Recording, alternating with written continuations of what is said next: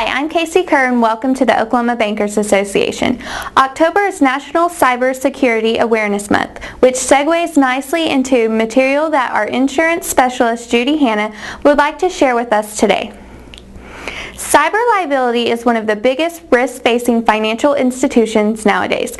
Bankers should talk with their insurance companies or agents to understand what is covered as far as cyber fraud goes, so they'll all have a better understanding of what is available out there as far as insurance. Here are some snippets from the conversation I had with Judy. It is a good time to talk about what we see through the insurance agency as far as cybersecurity claims and risks that banks face.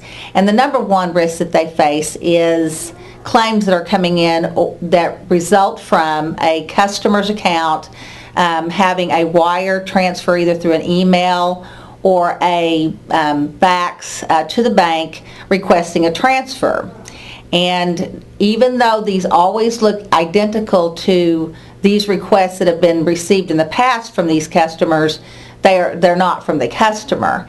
And the only way to keep that loss from happening 99% of the time is to set a threshold at which you are going to call back an amount, a dollar amount. We suggest just about any dollar amount that you're going to call back and verify those with a predetermined contact person for that account at a predetermined telephone number and a predetermined passcode of some kind that has to be given to authorize that number.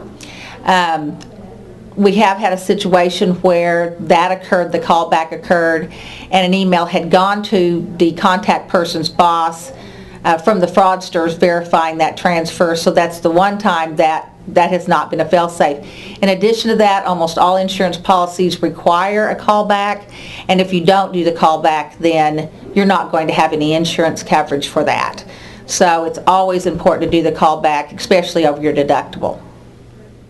Some interesting things that are coming up new that I've just read recently is one of the ways the bank can protect themselves from liability claims from their customers that result when this money is gone. The customer doesn't have any way to replace it normally, are two things. You must educate your customer to the risks of cyber type claims of fraudsters getting on their own personal computers, and also to potentially require the business customer themselves to have a cyber liability crime policy.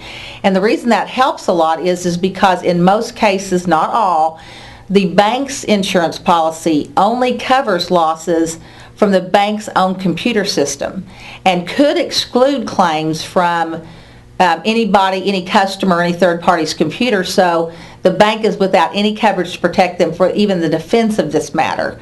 So if you have your customer carry that policy and they will have coverage for themselves in their own computers, then they will more than likely not look at the bank for that type of loss. And even if they do, the bank can protect themselves because they made the customer aware of the risk and a possible way to prevent that risk or to be insured for it.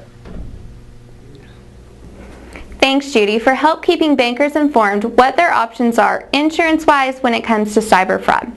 Remember to contact Judy here at our office if you have any questions concerning insurance possibilities for cyber liability, and also take advantage of our own Elaine Dodd for investigating any possible cyber fraud at your bank.